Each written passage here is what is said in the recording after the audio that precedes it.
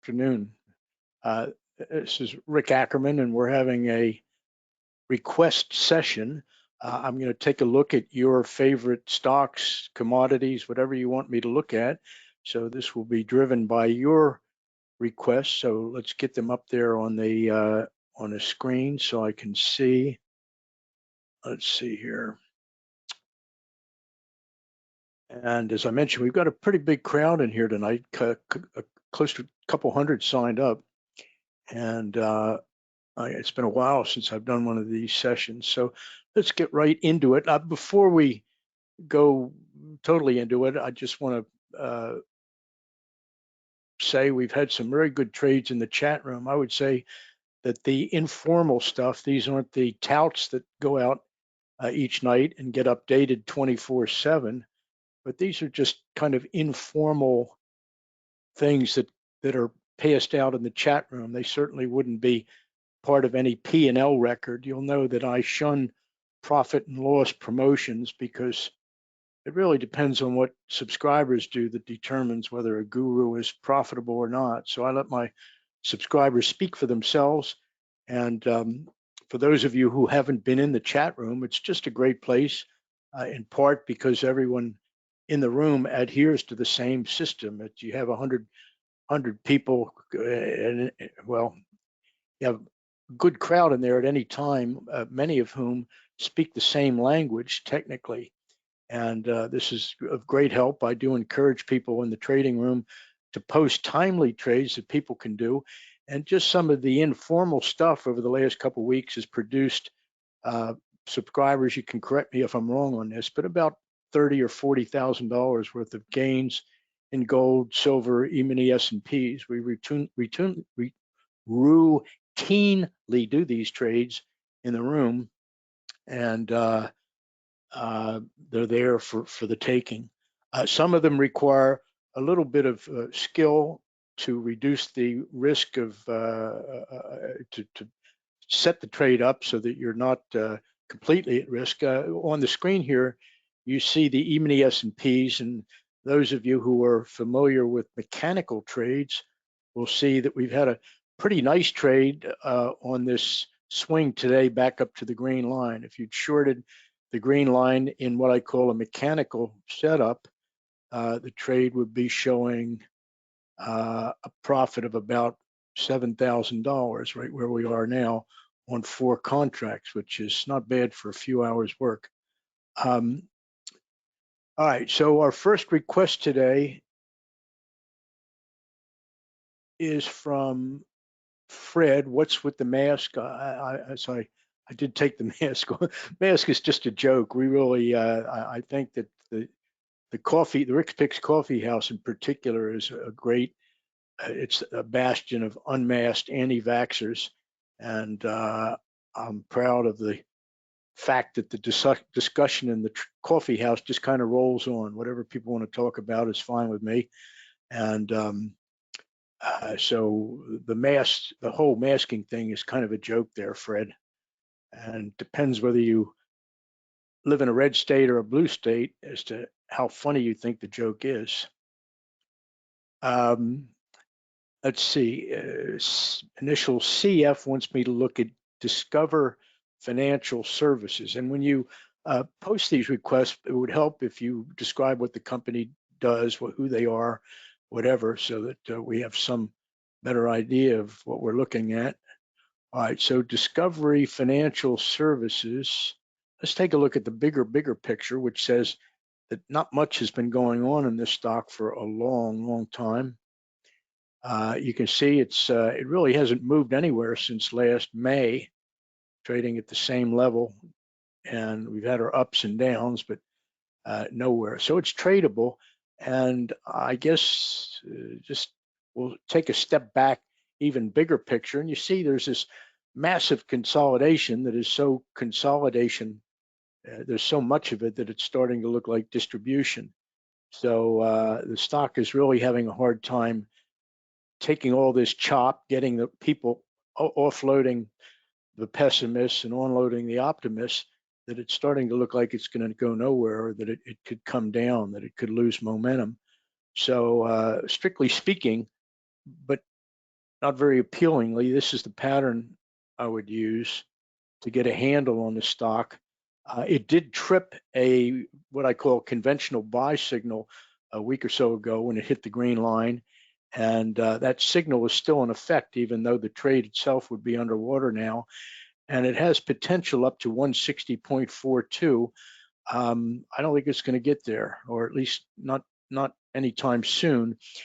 The best trading opportunity, if you want to get long the stock, would be if we take out this point C low of the pattern, because if it's going to rally, it will rally most robustly after having stopped out bulls beneath that low. So that's where I would look to do the trade by way of what we call an RABC pattern, a reverse ABC.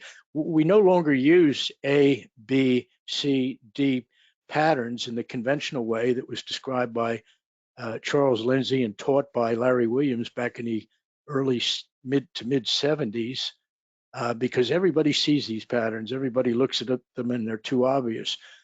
But we've taken the step of, we've inverted them and turned them inside out using combinations of what I call reverse patterns and mechanical levels to execute our trades where we don't bump into all the riffraff. Another request here for gold and silver getting rocked. I look at the, I've sort of given up taking gold and silver seriously. Silver, I'd say 100% of the time, the rallies just disappoint. Silver's last rally got to an interesting place based on some minor trends, and it suggests that there's believe it or not, there's kind of a bullish undercurrent here. But on days like today, it's hard to see it. I've thought for a lot of years that we'd have our bull market in bullion if and when something huge changed in the big picture. And by huge, I mean that all the chimpanzees who throw other people's money at basically a handful of stocks wake up one morning and think, oh God, what have I done? And then the bull market will really and truly be over. And I think that will suggest some sort of watershed change that will change the tune in gold and silver. But they're just right now marking time in agonizing fashion after this huge run-up we had in the summer of 2020.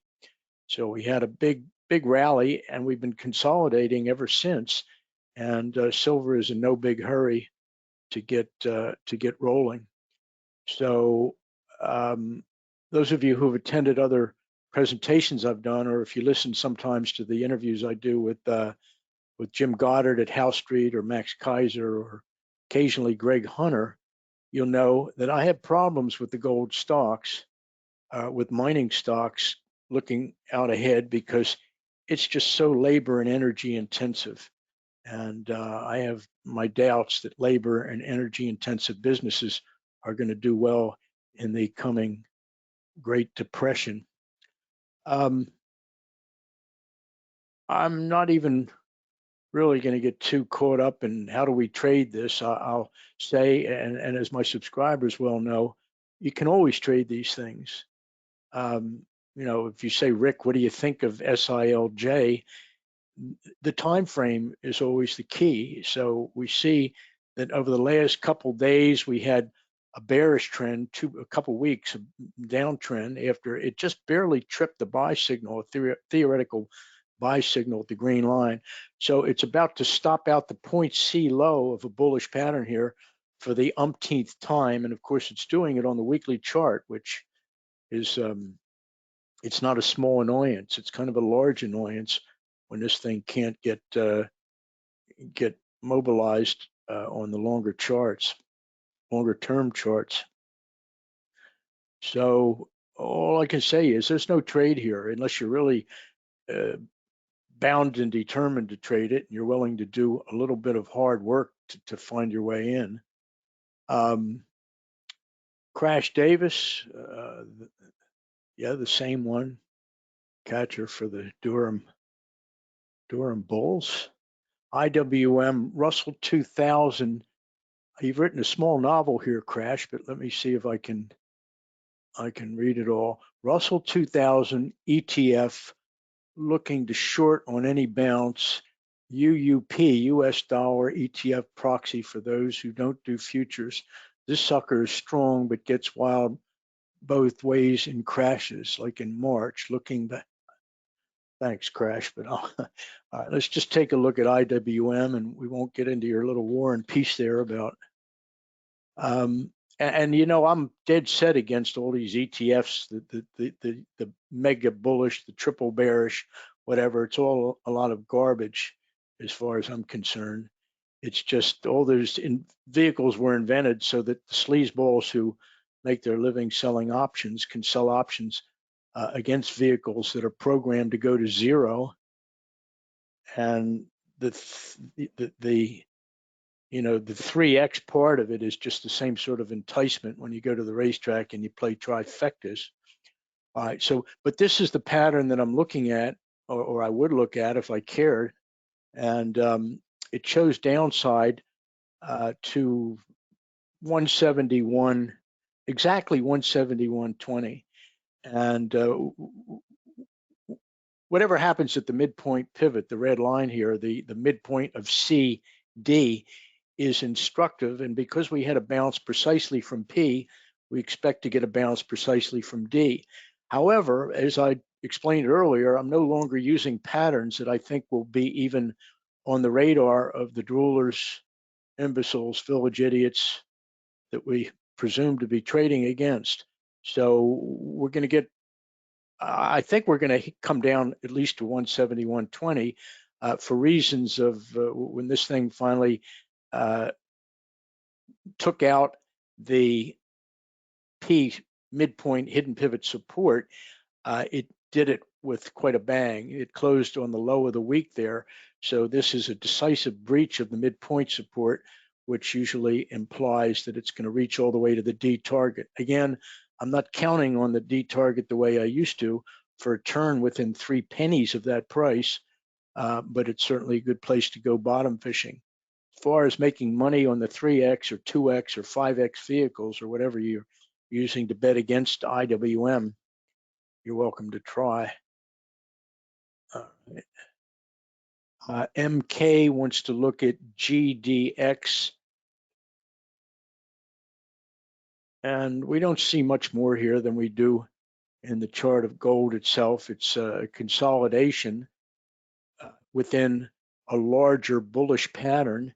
And it looks fine to me, but you know, the question is, when do you get in? And I could tell you different places to try it with almost no risk. And that's what we frequently do at Rick's Picks. We look to establish a position that will usually give us at least a small profit if we're wrong. We get in, we buy, and it goes down. But typically, we're getting in such a way that we'll have a little bit of a play on the bull trade. We'll make a little bit of money. So I like to make money on bad trades while we wait, so to speak. But this is, you know, you're just beating your head against the wall. Do you think that something is going to happen there? Stan asks, how do you see the geopolitical effect taking effect on precious metals? I mean, Ukraine. I'm told that Ukraine is what is pushing crude prices higher, but I'm not quite buying it. I don't quite understand a run up in crude, but then I don't really understand a run up in coffee or cotton either. But when that happens, I simply look at the charts, and I wouldn't hazard a prediction as to what will occur if and when Putin moves on Ukraine. I mean, the worst of it has already happened, and that was Biden's little speech about, well, you know, the U.S. reaction will kind of depend on what Putin does, but if he doesn't move into Ukraine in like a big way, well, you know, we probably wouldn't. That to me, Biden's little speech was worse than the actual event when the tanks roll in and Ukraine has a shooting war with Mother Russia. So this chart it's a tough read. Actually, I'm going to take something a little bit longer term than this. I'm going to look at a continuous chart, and we'll take a look at the monthly so we can get a really big picture. But I see I've drawn on this chart a very unconventional ABCD pattern, but it'll work. It'll be fine. It did trigger a mechanical buy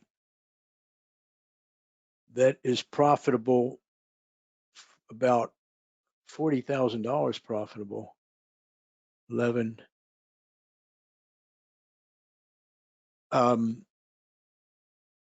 Anyway, the mechanical buy was at the green line with an exit, a partial exit at the red line. So it's doing fine. There are no indications in a dead reckoning way of a move exactly to 105.08. That's what I'm using as a target for crude. But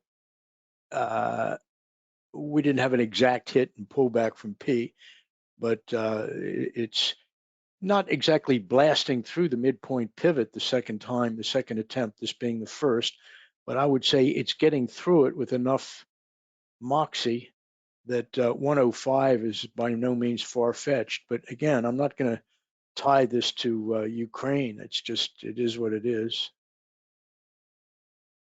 Matt Barnes, hi Rick, please look at Hecla Silver Miner.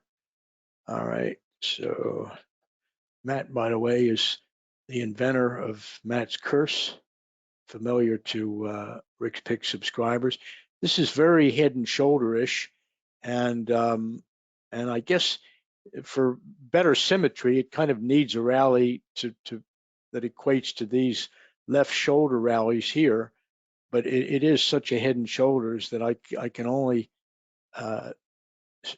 infer from this chart that it will eventually work its way down to that $2 range.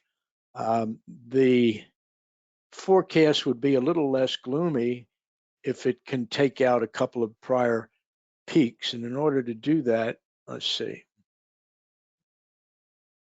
That one's at 653 and that's at 653. All right, unfortunately, all right, well, I'd like it to at least pop through 653 before I get excited again about, or not excited, but before I become remotely interested in Hecla again, but it does not look good.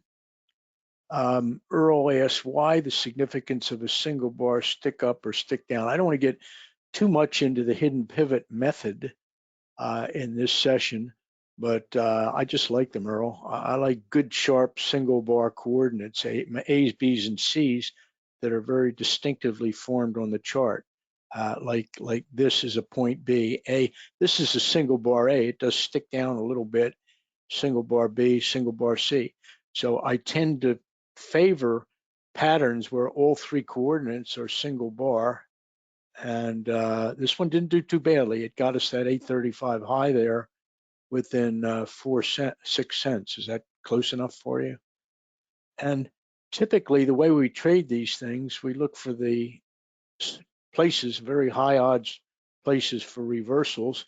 And then we use another technique called, well, we use a couple. We use mechanical trades, we use camouflage, and we use reverse patterns, sometimes in combination. So if we were actually trading Hecla, I like, instead of doing ABCD patterns, which, as I mentioned, everybody on Earth is following now, I look to trade in places that nobody understands. Or I say nobody, but there's always going to be that cheroot smoking guy that plays table stakes, Hold'em, and has been trading commodities for 40 years and knows a thing or two himself. But I tend to look for my trades in what I call the discomfort zone. So here, once this thing breaks below this low and is trapped between these two lows, I look for the turns to occur in the middle of a void. In this case, it didn't. The turn occurred almost exactly at the D target of this nice pattern. But I'm always on the lookout. I'm always conscious of trading patterns that I think other people see. So I become increasingly a trader in discomfort zones where we just have highs spiking into, so to speak, the middle of nowhere, and lows the same way. Question: how would you trade T-bond futures based on yield moves going forward?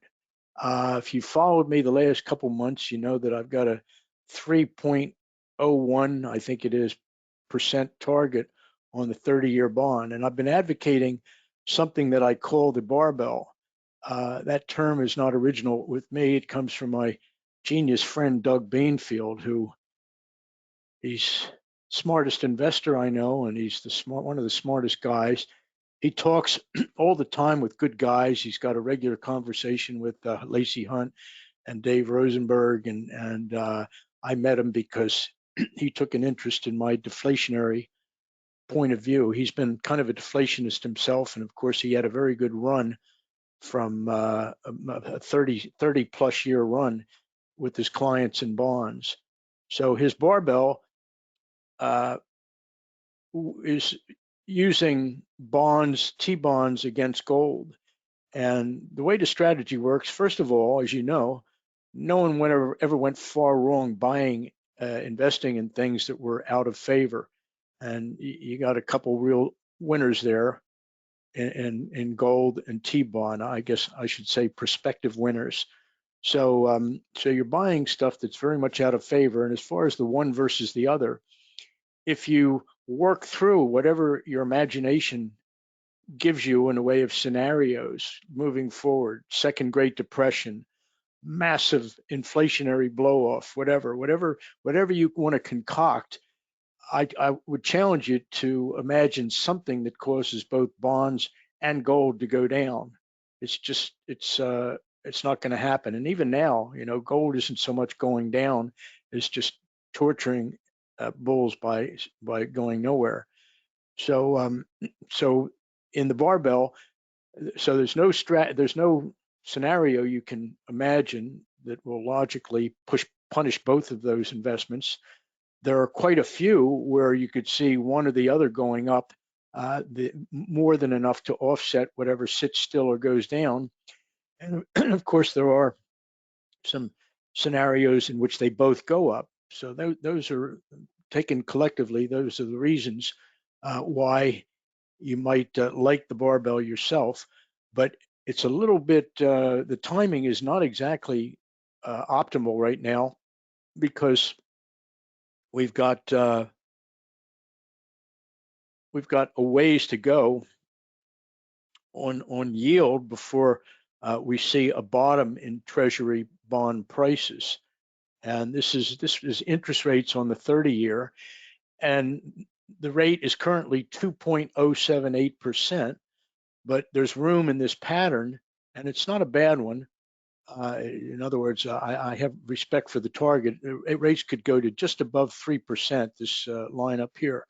Now, I would say you could start playing with the barbell and doing your offset when the 30-year rate reaches 2.34 or 2.35%, to round it up just a bit, because I think at a minimum that's where 30-year rates are going. So again, we're not quite there on the barbell, but it's like anything else. You don't need to get in at the exact bottom, and it's certainly a good place to be shifting some of your nest egg now.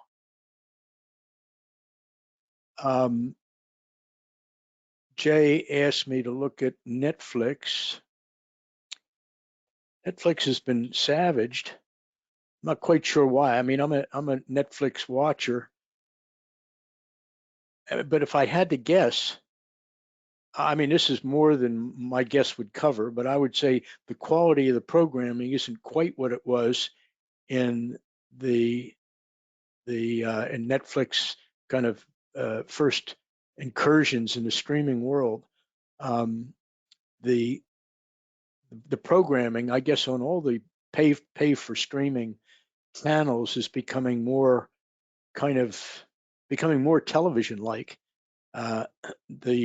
I think the quality is too diffused now. There was certainly a lot of work for writers and actors and everything, but now everybody wants to produce, and everybody's throwing so much money at streaming productions that that the talent is stretched thin. I mean, the real talent. There's always talent, but then there's great talent, and I think it's great talent that gave us all the great series of yesteryear, from starting with the Sopranos and 24, the ones I like, Peaky Blinders, um, Queen's Gambit was a great little series, um, Boardwalk Empire, but I don't see anything of that quality coming out now. I hesitate to say that a lack of quality would be for a reason, would be a reason for any entertainment medium to fail, but I don't really know. I can't account for the collapse in Netflix price. It's now trading for half of what it was, and it's still bullish relative to this low that occurred, the pandemic low there at 290. So as long as it stays above that, we are using an uptrending ABCD to project who knows what. Let me see if I can get rid of this.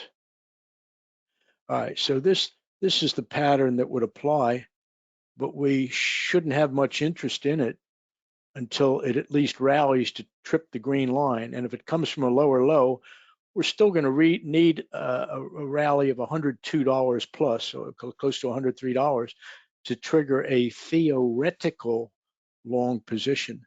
So I don't know. If your interest is bottom fishing, we can always at least attempt that. Wow.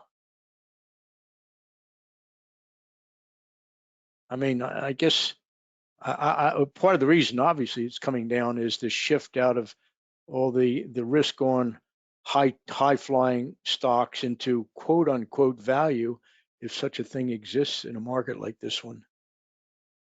And you can play with it down here, but I'm not going to do that right here and now.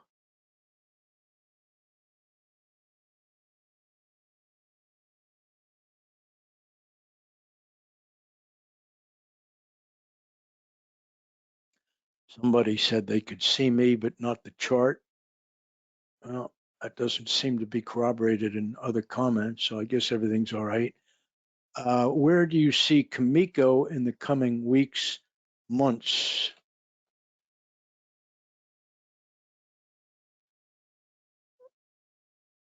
Its PD is partial data.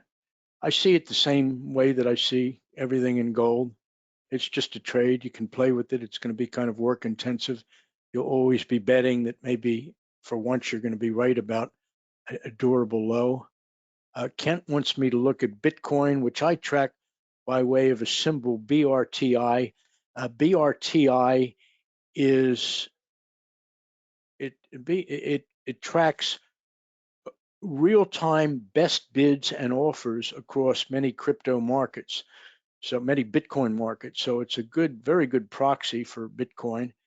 And here, the only thing I've made mention of in the tout is that we were all looking for a low at 32,134, and I'm afraid this is one of those instances that demonstrates that there are too many droolers and algos and village idiots who have caught the scent of these ABCD patterns.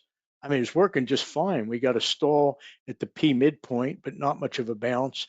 And the nastiness of that was telling it was probably going to reach D, except that it didn't. We didn't really have a play down there. Even using a reverse ABC pattern, I have needed up till now for the vehicle itself to get closer to D before I implement the pattern itself. So this is troublesome, but we've never had too much trouble ultimately staying ahead of the pack. Really, the trading will always the ways in which trading is done, particularly algorithmically and institutionally, is always going to evolve. So the one good thing about our non-algorithmic system is that we're capable of evolving not the way mathematicians do when they tweak their algorithms, but the way real traders do. So that's why we're always a step ahead of the uh, the numbers crunchers. They're not traders, and even the ones that are, Mike Barna, for instance, will tell you that it's really hard when an algorithm when the performance starts to fall off. It's very hard to figure out how to tweak it back to its original level. So we don't have to do that. We can say simply we'll use ABCD patterns, but we'll only trade them in certain ways if they're gnarly, if they're, let's say, unlikely to be observed by the masses. And when you try to interpolate the word gnarly algorithmically, that's the challenge of it. So we can do better than the machines, really. And if you have a machine and you'd like to run it head to head against that claim, I welcome the challenge. All bets are off if it's high speed trading, because that is not trading, because there's no element of risk. 5 and 10-year notes. Well, we looked at the interest rates. The 10-year note, I'll use that as a proxy, but I do think rates on the 10-year and the 30-year and the 5 for that matter will be headed higher before they finally go lower. Lower why? Because we're going to go into something hellish really when this bull market ends, which it may have already. I don't follow other gurus much at all. I'm friendly with a few. I swap letters with a whole bunch of them. And I can say Bob Hoy is certainly one of the guys I respect a lot. He's kind of old world. And his last pivotal events, which he puts out on Thursdays, or maybe it was this week, actually. It wasn't a pivotal, but he's more or less taken it for granted that we're in a bear market right now. I'm maybe 90% certain or 85%, but Bob is reading close to 100. He's got, he works with a very good technician, Ross Clark, and the two of them, I guess, have split up into different business entities, but Ross is still out there. And I think Ross is pretty much, uh, he's, he's on board with the idea that this is definitely a bear. Armstrong put out something god awful last Sunday about how this is no real bubble and all this chatter about things reverting to the mean. Let's look at history. But then he takes a look at all the wrong history that basically curve fits his idea. And he comes away saying the threat is overestimated. And I guess he's saying that we're going to have inflation. The market's going to continue higher for the rest of our lives. And he waffles by saying that, but of course, we're always going to have our corrections. And I have a lot of respect for Armstrong, but I think he was really just struggling too hard to make himself a contrarian here. So yeah, I do think we have begun a bear market. The best kind of antidote or the antithesis of Armstrong was in Jeremy Grantham's piece, also out within the last week or so, that talked about why we not only had a bubble of sigma 2 degree, but of sigma 3 degree. And this would be the 5th of the century for the US. And he says it's everything we needed to tell us from a quantitative standpoint that the bubble had popped is already there. So it's happened. And Grantham is basically saying, let the chaos begin. It's much more empirically based than Armstrong's argument, but it's a really good one if you've come across any doubters or any doubt that we were in a spectacular bubble and that it has burst or is in the process of bursting. Shane asked, is Twitter a company worth shorting as it has lost 40% of its value since it deplatformed Trump? Yeah, I don't know. I mean, Twitter, Jack Dorsey can die for all I care. he's just one more scumbag out there in the information world who suppresses information. And he's not quite George Soros, but he's certainly in the category of like top 20 dirtballs. And I don't know. I don't know whether the whole Trump thing is the extent to which his banning Trump from Twitter has been the downfall of the stock price. And I've never understood that either. We have boycotts, and it always seems to be red boycotting blue products. I mean, blue boycotting red companies and products, and never the other way around. It seems like we could sort of split things, and we could have our own red boycotts of all things blue. But Twitter, I really don't know. Maybe it's just finally being called to account. We may have turned the corner really on the whole business of fake news and fake this and fake that. And I would give Dave Chappelle a lot of credit for that. He stood his ground, and even the trannies couldn't budge him. And they are just chock full of testosterone, and they'll go for the jugular of anyone who gets in their way. And Chappelle just took their best shot, and he's still drawing millions to his performances. So I think that may represent a turning point in the dialogue, and it's possible that we've seen the worst of wokeness and political correctness. Earl asked about the micro. Let's see, MESH22. I can't remember what that is. The micro of. Oh, ES. Well, it's the same. It's the same as ES, and if you want to know how we should be trading it, Earl, just check the tout.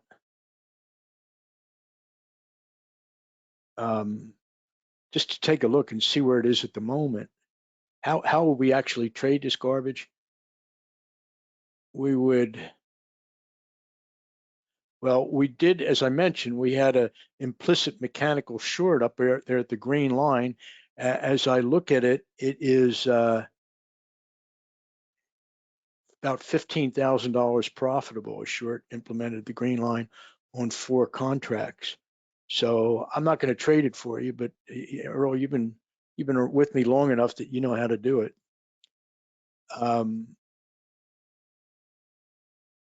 Karen wants to look at SQ. Block Inc. I have to concede ignorance there. SQ is Block Inc. I don't know what Block Inc. is. Looks like it's having a little downtrend here, and enough said. Can I look at the dollar chart? Yeah, the dollar is somewhat stalled here, but I don't think there's any doubt about the big picture. Let's look at the dollar index. Oh, it's not stalled today, but I've been using 98 as a target for the dollar, and the dollar is one of the ones that I keep on the front page. It is. Let me show you here. This is a Rick Picks front page for those of you unacquainted, and the dollar. Even at the time I updated at the beginning of January, I said not because it's done anything interesting, because I just wanted to update to get it out there on a page. We had a disaster with the rollout of a new website by a company called the Digital Navigator. Always remember that name. And its president, Paul Cousineau, is his name. And so I just had to redo the dollar to get it out there. If we look at really long-term dollar, well, let's see. Well, this is a little TradeStation quirk. I have to go away from the dollar, then come back to it just to get it to display a weekly chart.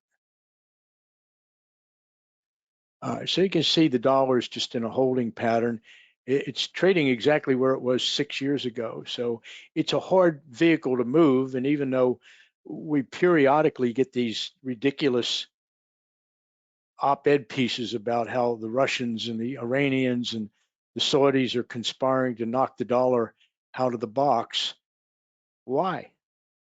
I mean, why would a world that is probably thrilled to death to be paying for crude oil and snide in dollars and currency that's infinitely available, who would prefer to pay for crude in hard currency? And on the other, and also, since the whole business of this world is just shuffling paper and trading stuff, it's certainly not manufacturing things and providing goods and services, because globally that's only $100 trillion business, but the derivatives business is more like $2 quadrillion. So who could benefit really from moving away from a dollar standard? There's no currency that's big enough for that game to even happen besides the dollar. So everything is stage managed in dollars. The whole casino is in dollars, and believe me, we're not going off dollars.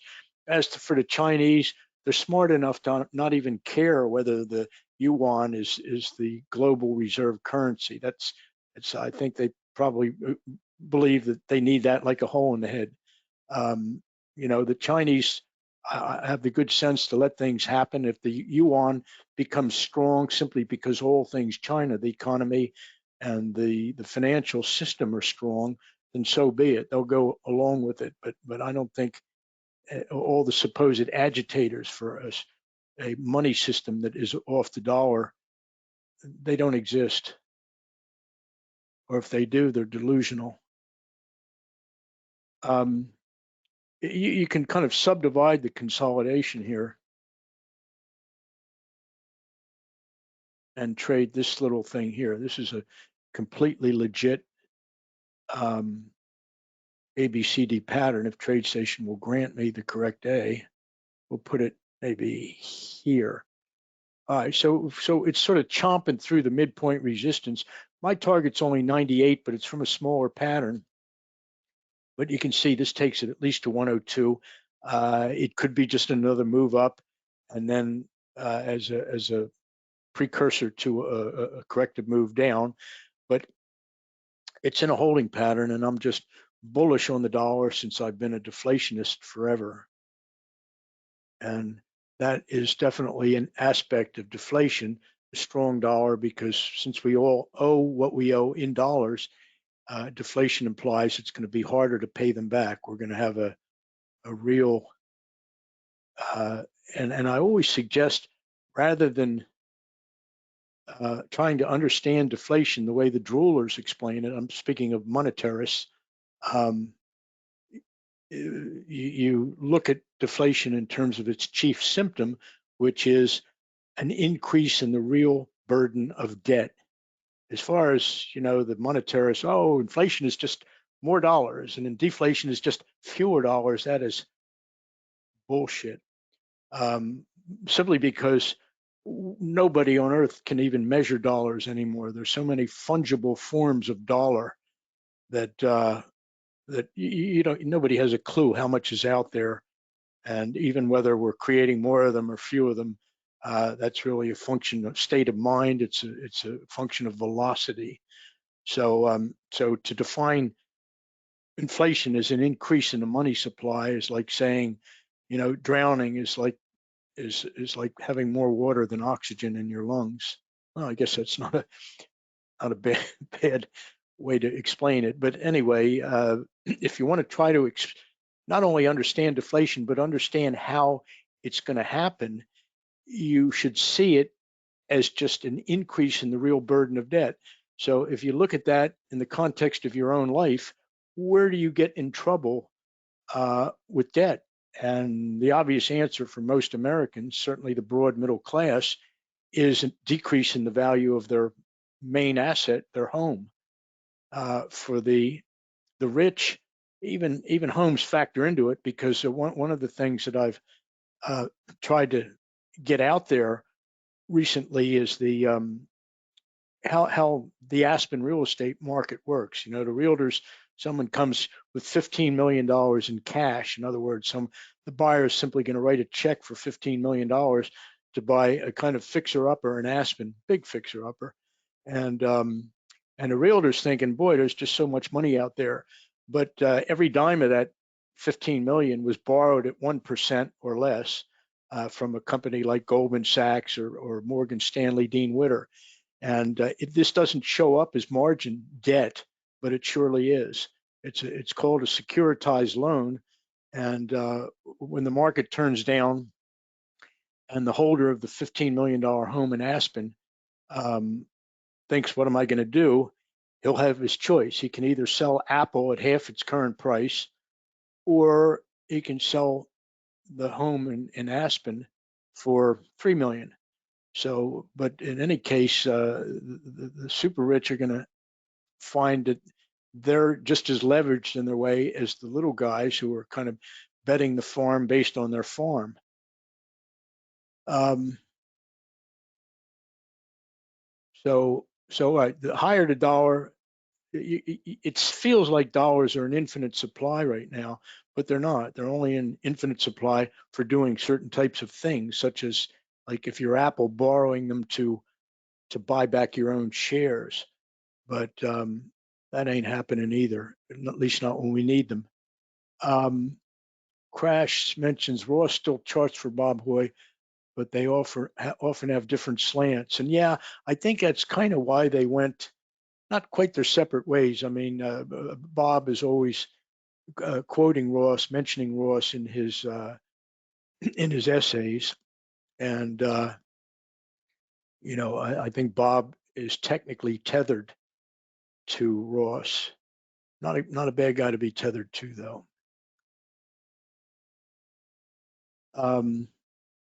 Bert says, I am seeing this present consolidation as a halfway pattern in the decline. Are you able to see a possible 3,900 objective in SPX? Let's take a look.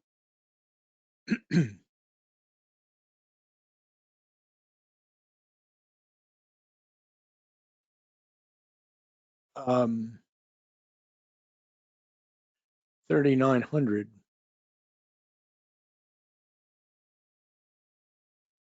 Well, yeah, I can see it, but in a way that's somewhat oblique to the point you're making. I see it when I look at the discomfort zones here, and I'm using major lows along the way to establish these zones. The void, all the gray space between that low and that low is certainly a big comfort zone, and 3,900 is certainly nicely in that zone. So yeah, but on a hidden pivot basis, we used to use what's called a Richie, named for Richie Knudsen, one of my trading partners. And that was, if we're going to look to get long against the trend coming down, the best way to nail the turn is with some downtrending ABCD pattern. The problem with that is, well, actually, we do have clarity now based on what's happened the last couple of days. This is a little too much clarity for my taste, but it's good enough for government work, this pattern. By that, I mean that however obvious it is, it's going to have a tough time avoiding a tell at the midpoint pivot. The midpoint pivot is in such an undistinctive place here. It's not coincidental with any previous lows or anything like that. So the midpoint pivot is really kind of all to itself. So even though, yeah, the riffraff, hoi polloi, village idiots, and the droolers are all going to be buying down here. Everybody in the world sees this ABCD pattern. They're not quite so cocksure at P, but I am. So it's going to it'll have a tradable reaction from P, which is 41.90. And when you see it happen, price action at P is always a tell for the bigger, for trend strength. And just let me mention, I am very shortly going to put out a mini course for free. This will be a freebie on midpoint pivots, and it's a terrific way to read the market and to gauge trend strength. So, but all right, so in this case, I'm guareteeing, I think we'll probably get the move down to P as opposed to it's going to rally and take out the point C of this pattern. I don't see that happening, but it could, and I'll be, of course, having to change my P if we get a higher point C right here. But assuming this just comes down, there's no way this thing can avoid a tradable bounce from somewhere very close to 41.90. If we see it just kind of knife through the red line the first time it hits it, then based on what I just said, that P is a tell for trend strength. If it breaks through there, it's going to hit D, and you can use that property of P to do trades on really small patterns. We did one yesterday. We were looking the Wednesday tutorial sessions for people who've taken my courses they're not chalk talk. They're geared to here's where we're going to do the trade, and I'll generally say yes. I think we should be buying here. So we had a little corrective rally in the E-mini S&Ps, and it blew through to P so nicely that at that point I was able to say it's going to go to the D target of this little bullish pattern. So we did a little trade there, and it eventually did hit D, which was kind of a top for yesterday. So P is a great little thing to use, and just I would suggest that you watch for it when the P toolkit. I'm not quite sure what we're going to call it, but it'll be a little freebie introduction to midpoint pivots, which used to be one of the deep dark secrets of the hidden pivot method. I came to understand and use the midpoint pivot when I worked with the late Ira Tunick, who for a time was my mentor. We kind of went our separate ways, and our systems are very different, but the properties of P have pretty much remained the same. I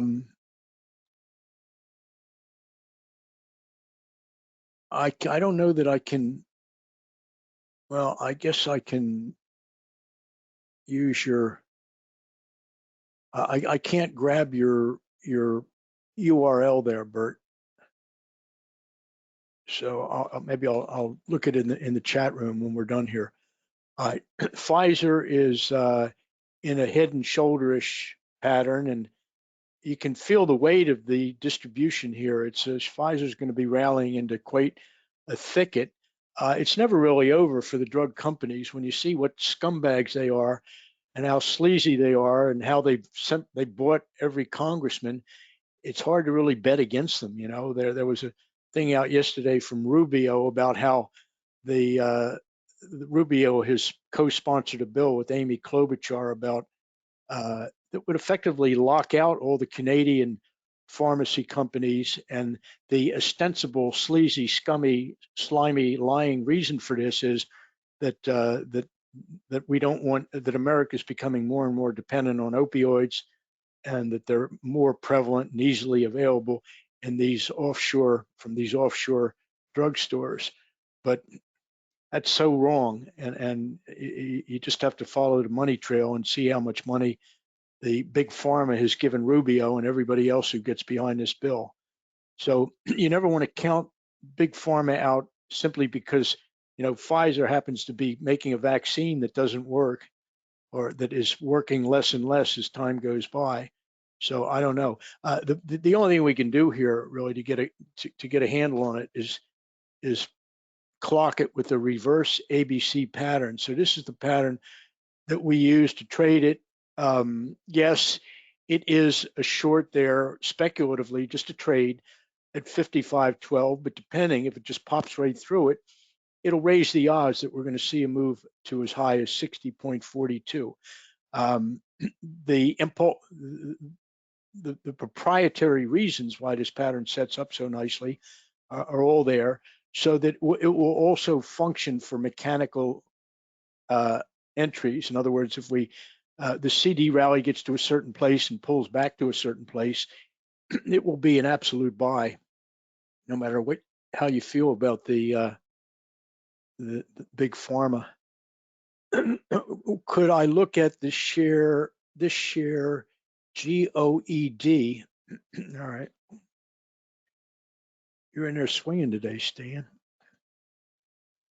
I don't know what that is. All right, so this is Godeker. And I don't know, how much can you say about it? I wish we could eliminate this bar here and make, well, let's see, the way, it's just in a downtrend and it's something, I'm going to let you do the work there, Stan, if you want to trade it. mRNA, Moderna. I wasn't aware of what a troubled company Moderna was before it hitched its wagon to Fauci.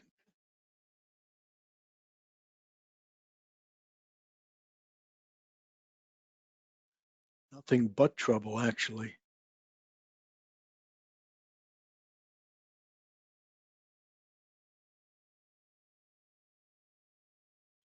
Well, I would have, it was a short up there, a beautiful mechanical short at 314, barely tested you after you'd done it. And now it seems to be on track for, oh, that was a gorgeous trade up there. All right, it's on track here for a bottom at 129.11. But again, because the pattern is pretty obvious, I don't think I would go for it. Or at least you'll have to be a little clever about getting in down there, but it's near an important low when it gets closer to 129.11. Is that the low? I don't know. It doesn't matter. We don't need to know whether that's the low in order to trade it. We simply get on a 5-minute chart and and take a shot with an uptrend with mechanical trades. We make a little money being wrong, and that way it can come back down to 127, 128, and we'll make money being long the whole way down. And when it's finally ready to turn, we'll be there with it. Tesla. All right, let's take a look at Tesla, a monster. It's like bears have kind of worn out down here. All right, let's look at a much bigger picture though.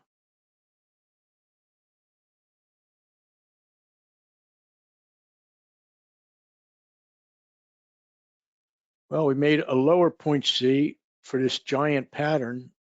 Let me reorganize this a little bit. All right, there's nothing wrong with this. This is a perfectly good pattern with the D target up there at 1369. And if I didn't feel so strongly that we're in a bear market, I wouldn't have any problem. I'd say nothing here argues against 1360. However, whatever your argument, whatever your feelings about Musk or Tesla or America or the Depression, you got to buy this if it hits the green line. That would be a golden opportunity for mechanical bid. I can't guarantee that it will get down there, but it's a definite mechanical buy for a one-level move, green to at least red as stage one of your trade. And we can kind of drill down on lesser charts to play with this as we wait. There are things going on here. The pattern that I think is relevant to trading right here would be this guy here. Trade station, such a, come on.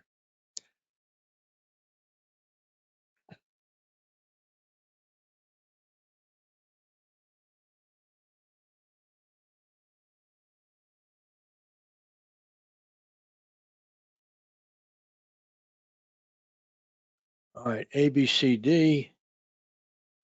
And yeah, you could get in there with a little bit of camouflage and test your luck at 845.68.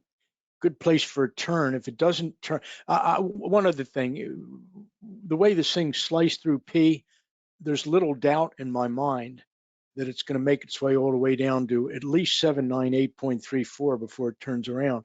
So that's 60 points of downside. So however, you're bottom fishing here to catch a little move against the trend. And there is no system I've observed in 40 years of trading that comes close to the hidden pivot method for making money on the bull side when the market is collapsing. And it's very good at trading counter trends. So keep that in mind. But and that's what you'll be doing if you attempt a little scalp there at the pink line, the secondary pivot.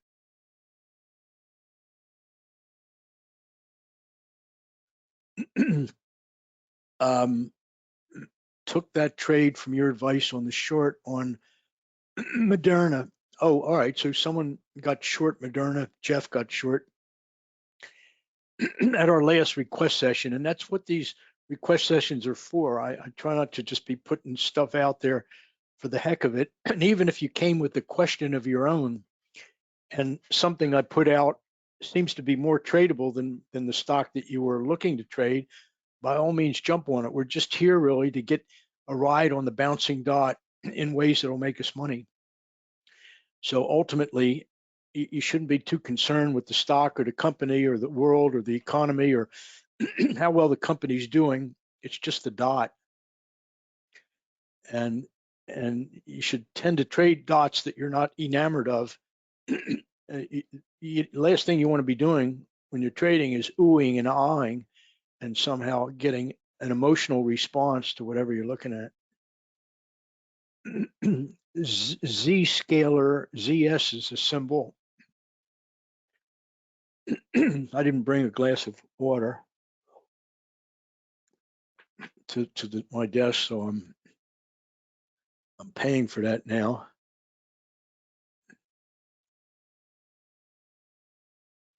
Well, this thing here, Z-scalar, did not get to the D target of this pattern. It failed at the P midpoint. Excuse me. So that means lower prices are coming. So we'll definitely remove the bullish pattern and lay on a bearish one here. And this is what I think Z-scalar is doing. Same thing as that last stock we looked at. It's a speculative buy at P, the pink line, 216.88. But if support there fails, we're going to see at least 207.72, maybe a little higher because, or lower, I mean, because we've got a series of A's, rising A's, each of which would produce a correspondingly lower D. And the max, if you just want to get in there and bottom fish with absolute safety, would be to bottom fish 196.79, because that is the maximum extension of this ABCD pattern. Typically, we look for price action, exact reaction at P to confirm that our pattern is correct. But in this case, we've got stuff happening above P that corresponds more closely to that A right there. So that's what I'm going to use, and I would expect a bounce from very close to 207.77. Amazon, they're going to own the world when it's all over. And the distribution network too. They've got quite a fleet of trucks out there, as you may have observed. All right, so we've got this wicked little fella here.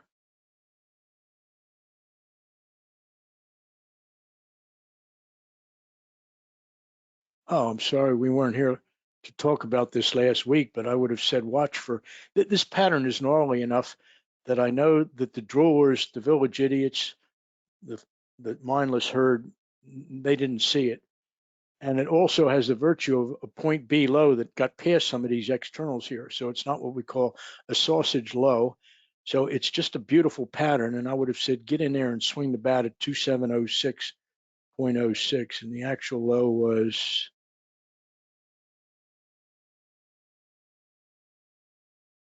207.04. So maybe we missed by 2 pennies. And oh boy, what a trade that was. And the thing is, we really didn't have a good one-off A, so I was stuck using what I call the marquee A. It's kind of a lock pattern. There are no alternatives to the A, B, and C I used, and they're all sharp. Good sharp stick up A, stick down B.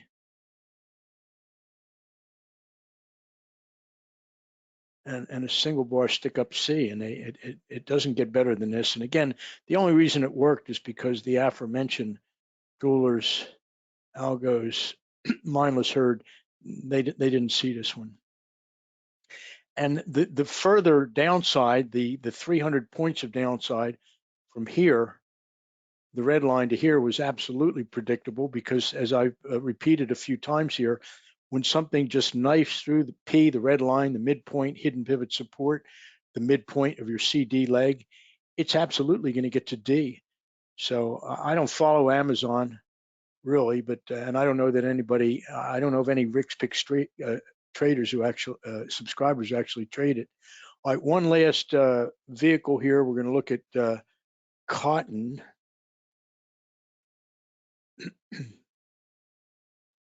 And I don't even know which month is anyone's trading in cotton right now, but let's see.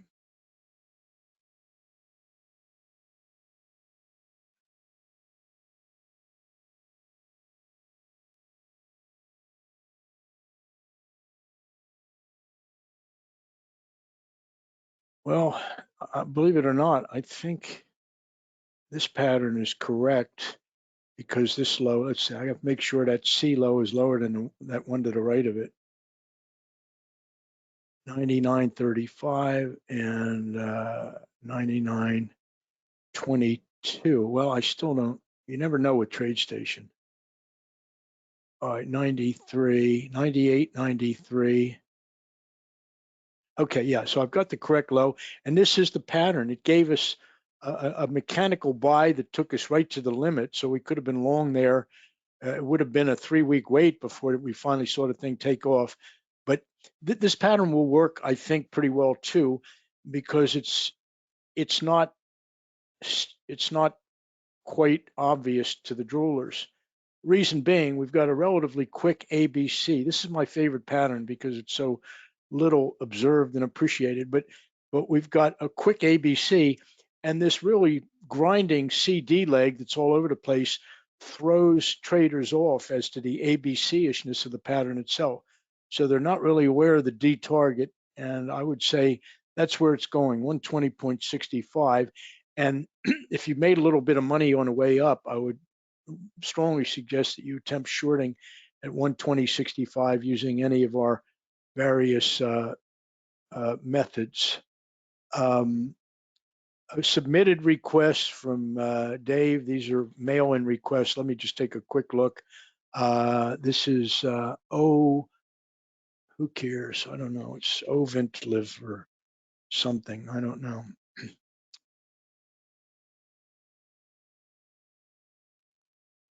It was a mechanical buy on the pullback to the red line for shot at 42.65. I'd be careful when it gets there because it may not have too much more to go. We've got XLK, which is, oh no, that's not correct. XLK, which is, I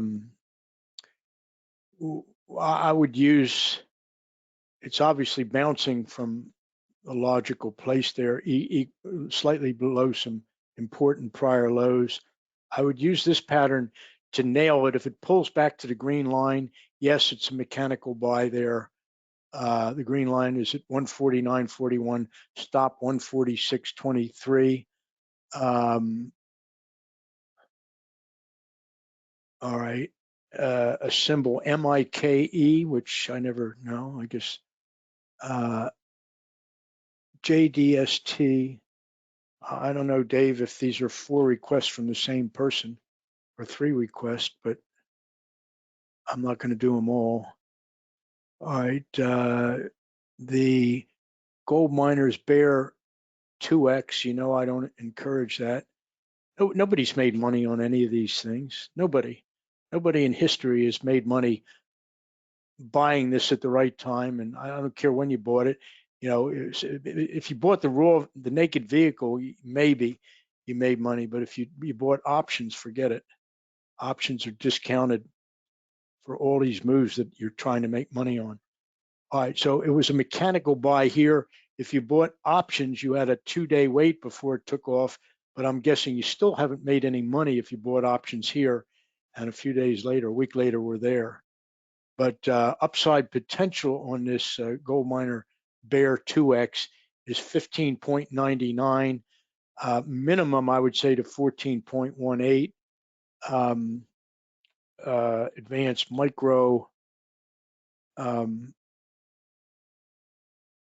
there's no bottom for this thing. The logical pattern is, I see a lot of you have sort of stayed in the room here, so yeah, I'll cover these as quickly as I can. Definite speculative buy here at this pink line, the midpoint pivot 100.29. So watch it there for a tradable bounce. If it just plows through it, could go as low as 83.41. On the cotton, I had someone say, look at the March instead. And so let me give you a target on the March that's equivalent to the one I gave you for July. It would be, well, we've had a pullback from P2, which is always dangerous. But if it blows through, it could see 132.63. That's where I think it's probably going. I don't know what this is. RPHUN. No clue.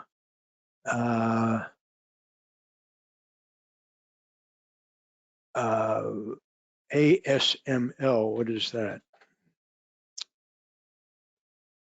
All right. It's just made another little tradable pattern right here. It's pretty subtle, but this is the way it looked. ASML whole trip sell signal at the green line.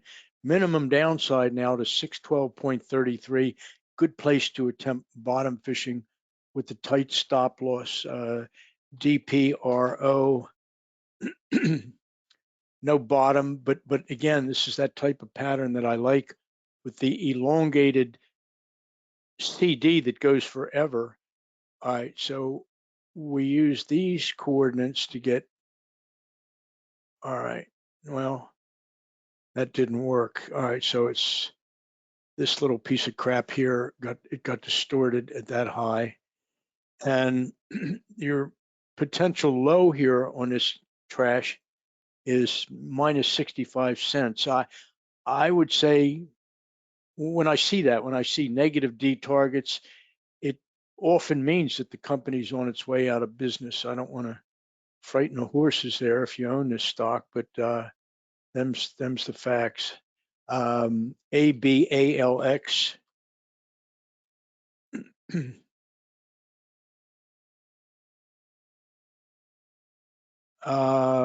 Boy, no bottom on this. It trades a little bit thin, as you can see, and I can't really extrapolate much out of it. But when it starts to rally, I would use this pattern here to do some buying. This mechanical pattern. The point C is not yet a go. We don't know. It could go lower, but this is the mechanical pattern I would use to trade it, and I promise you it'll work. You can take the course on mechanical trades if you're uncertain about how to do that.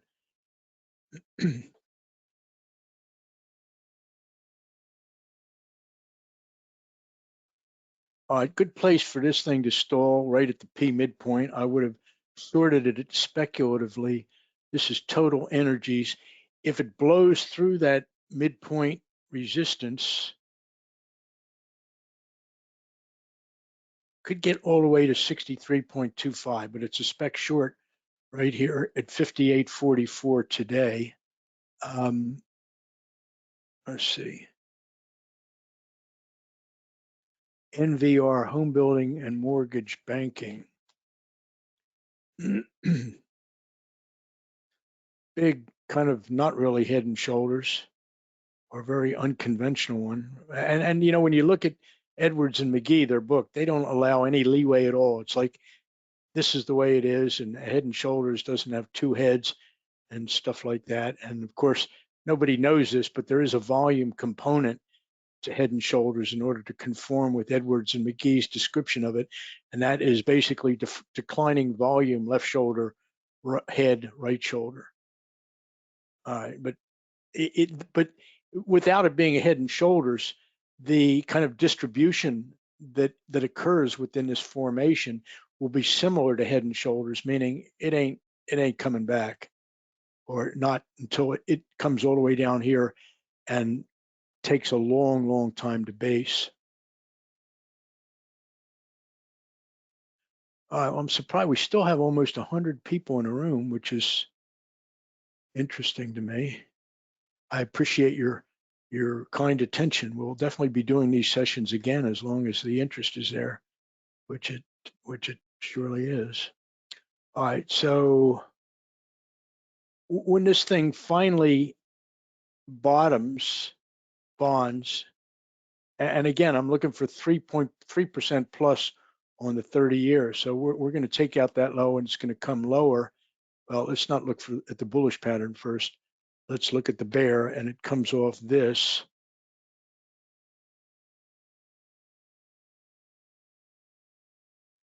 So I'm looking for, I don't know what interest rate this corresponds to, but more downside here to 136.75. All right, I already did Camiko. Majestic silver. Yeah, I think it looks like it's going lower. There's nothing wrong with using this pattern here if you really want to get a handle on Majestic. This will work. Whatever you want to do with it, it'll work just fine. And the D target on that is 731. I already looked at Camiko, OJ. We're supposed to have some sort of freeze in Florida, so let me see if I even track. I'm going to use a continuous chart for orange juice. Wow. Yeah, well, it's like whenever you hear about the weather being a factor and you look at the chart, it's already been played out. All right, so the applicable pattern was right here, A, B, C, and originally it topped at the D target, pulled back. Now it's blown through it, so I've got to adjust my C there, and I'll put B there, and now I'll try to figure out what I'm going to use for an A, maybe here.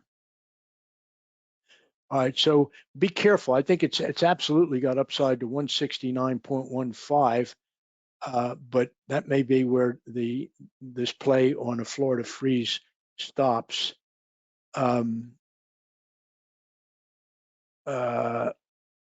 Save airlines. Did we look at this already? I love to see the airlines get bloodied, especially Spirit. Well, I like to see Frontier get obliterated a little more than Spirit even. All right, so the relevant pattern, there are a couple here.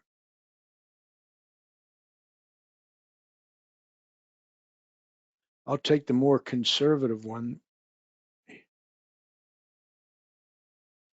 Well, I got to grapple with TradeStation here just to get it to give me the correct point C.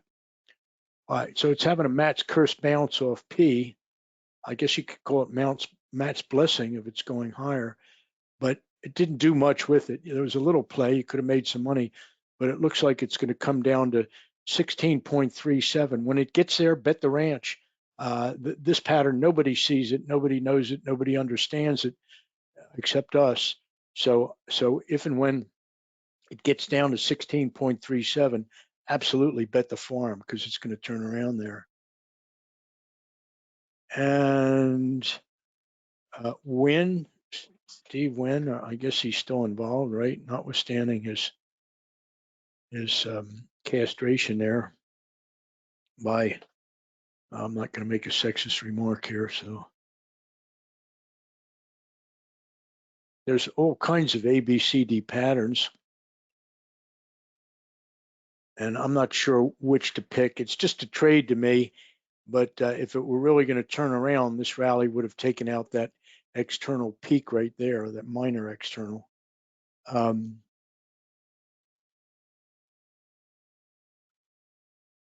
This is in a downtrend. Actually, you know what? You can clock this one because it's got single bar A, single bar C, and just by an angstrom, a single bar C. So it all looks like that. I definitely would have told you to come in and buy it at 211 because nobody on earth sees that. But this looks to be just one more stock that may be going out of business. What do they do? PavMed, whatever that is. I don't know. I could play with it, but the stock looks like hell. You don't need me to tell you that. NSRPF. Well, don't look so good. Novo Resources. And it's so hard to just pick. I guess we're sort of stuck with this, even though that's not a true high for reasons I won't go into. And it gives us, give it a shot down there at $1.74. It seems if you're going to bet against the trend, that's, or no, not a dollar, just 74 cents. That is the best bet you're going to have for this downtrend. 69 cent stop loss, 71 cent stop loss, whatever you like.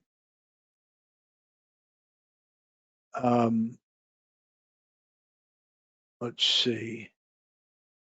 Camiko, we did. I don't know why we got 57 requests for Camiko. Back to gold, barbell. What gold instruments? I'm going to leave that up to you, Bill. Check out LCID. All right, so Lucid Group, electric vehicle manufacturer, options are juicy. Yeah, I don't blame them for being juicy. All right, so the pattern we want to look at is here, and it's obscure enough that we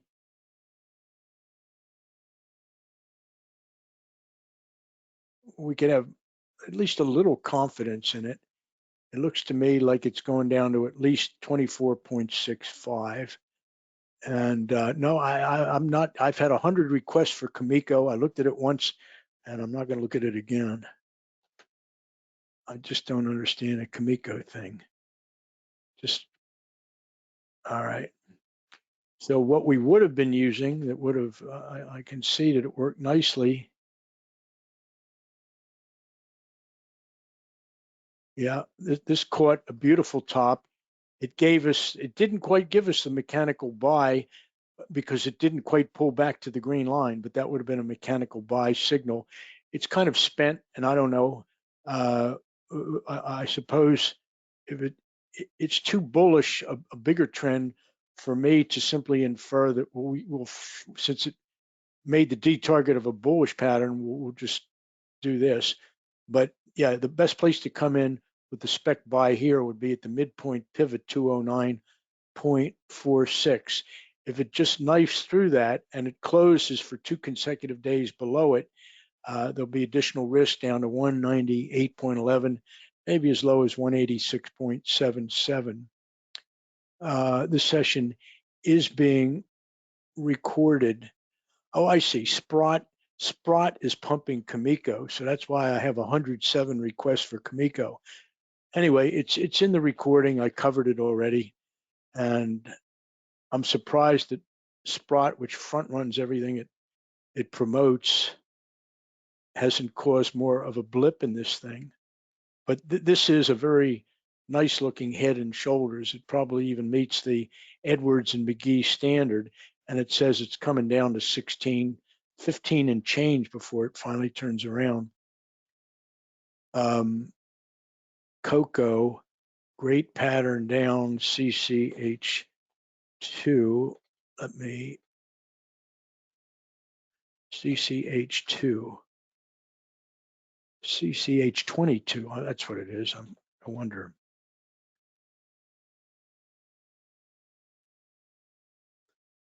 This is just difficult. I mean, Coco's done nothing net in years. It's just, do you really want to trade this? It's come down pretty hard the last few days, but so what? I mean, in the context of what it's done before, this is just just another few days, really. There's nothing special about what's going on there. Big swings on a daily basis, I don't doubt it. March sugar. All right, this will be the last one, and then I'm going to have to go. Let's see. These softs and the ags, I have to say that in the whole universe of things I've traded, these things are headaches. It just reflects the fact that the traders are more knowledgeable than the idiots who trade equities, mostly idiots, and including all the computer jocks. I don't know. If you want to, Shimon, if you want to figure out how to trade it, just join Rick's Picks, come in the chat room, and we'll have you fixed up real good in no time with sugar number 11. So that's it. We still have half the people who were in this session initially, or more actually. So I do appreciate your attention, and I hope I put enough things out there that you'll find something to make money with. We'll do these sessions for the time being at least once a month, and I'll look forward to the next one, as I hope you will. And that's it. So you all have a good day, and let me wish you good luck trading, and I will see you anon and apace.